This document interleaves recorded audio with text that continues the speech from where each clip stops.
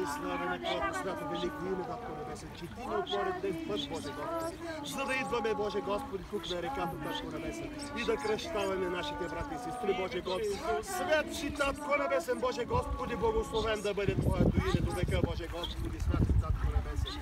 Приеми ги тези Твои синове и дъщери днеска, Боже Господи, предавате ги на Тебе, Исусе Христе, Боже Господи. Благославяй ги Ти, Боже Господи. Преумножи тяхната вяра Ти, Боже Господи, обеща Татко Небесен, че те ако се покръстят в Твоето свято велико име и те приемат, Боже Господи, за личен Спасител, че ще бъдат, Боже Господи, в Твоето свято велико име при Тебе, тяхните семейства, съпрузи и съпруги, Боже Господи, и тяхните чеда, Татко Небесен. И за това Ти благодарим за това велико дело днеска, Боже Господи, Татко Небесен, и ги отдаваме в Твоите святи ръце. Слава и хвала на Тебе, Исусе Христе. Амин, Боже Господи. Алелуя, Татко Небесен. Нека Бог да благослови всички, които вземаха водното кръщение.